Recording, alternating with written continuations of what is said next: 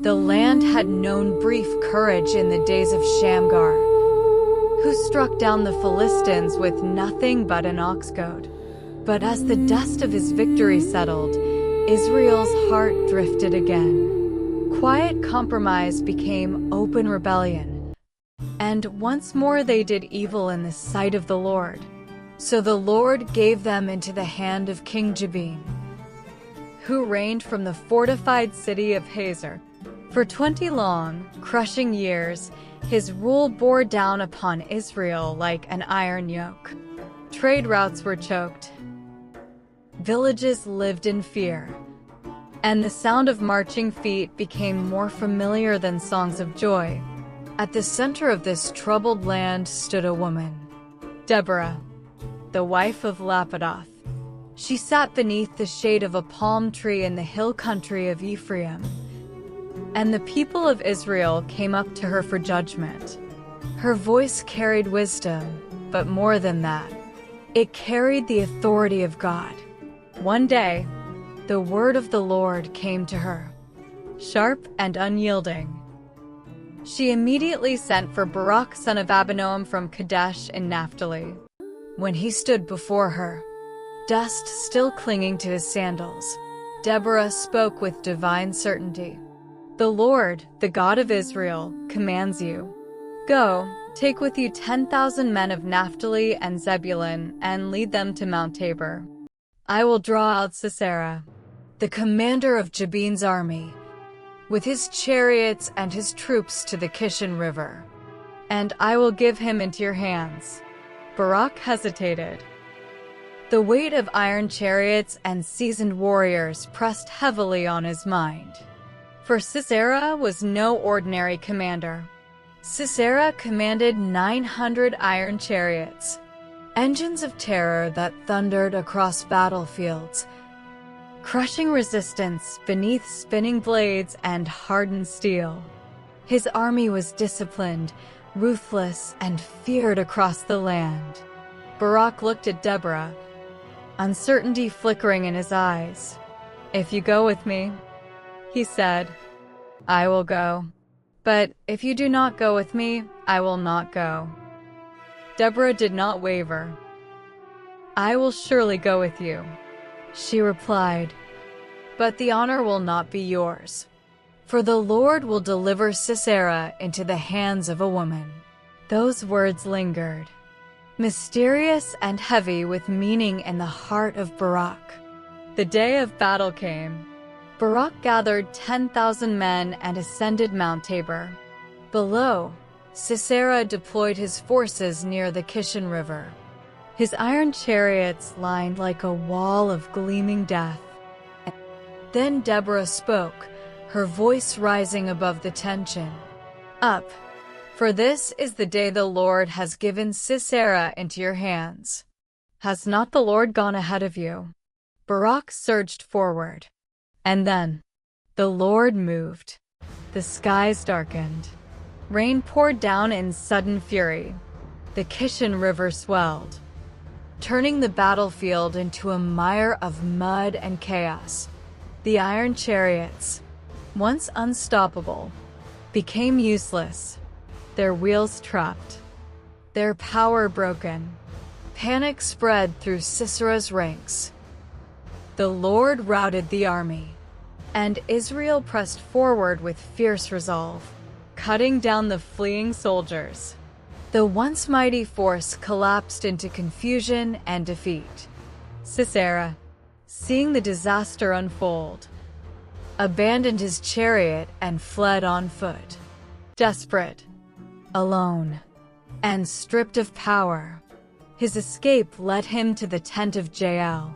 Jael was no ordinary woman.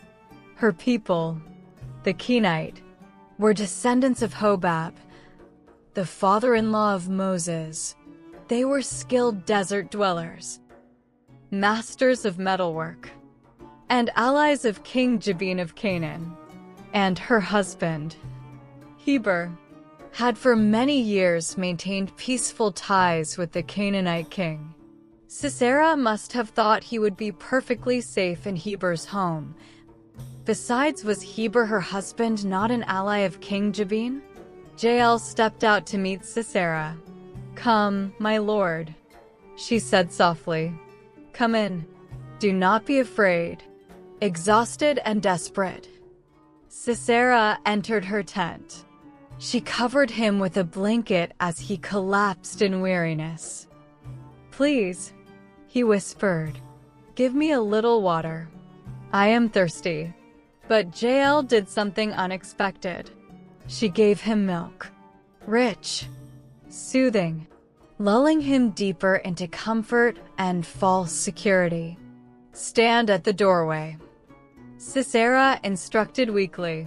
"If anyone comes and asks if someone is here, say no." Jael nodded and waited at the entrance of her tent. When Sisera fell into a deep sleep, heavy with exhaustion and trust, Jael rose silently. In her hand was a tent peg, a simple tool of her daily life, and a hammer. In that moment, she made her choice. Not alliance with power, but alignment with God's purpose. With steady courage, she drove the peg through Sisera's temple and into the ground beneath him. The commander who had terrorized Israel for decades fell at the hands of a woman. And there he lay, lifeless, at her feet. Soon after, Barak arrived, searching for the fleeing general. Jael stepped out to meet him. "Come," she said calmly, "and I will show you the man you are looking for." Inside the tent, Barak beheld the fallen Sisera, defeated not in battle, but in quiet, decisive courage. Deborah's words had truly come to pass. Far away, in the comforts of Canaan, another woman waited. Sisera's mother stood at her window, gazing into the fading light of sunset. Her home was rich, adorned with fine fabrics and carved stone. But her heart grew uneasy.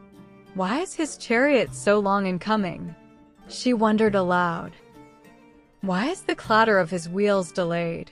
Her attendants tried to comfort her. Are they not finding and dividing the spoils? They suggested. Perhaps each man is taking a woman or two. Perhaps Sisera himself is choosing embroidered garments, richly dyed fabrics for your neck. But their words rang hollow, for Sisera would never return. There lay a bitter irony in his end. He fled seeking refuge in a friend's tent, only to meet death there.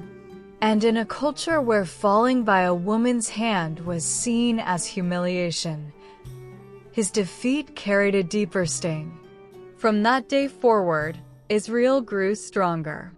Step by step, they pressed against the power of Jabin until his rule was completely broken. The Canaanite oppression, once a crushing weight, was lifted entirely. And so it was that God used 2 women and a willing man to bring down a nation that had long been a snare to his people.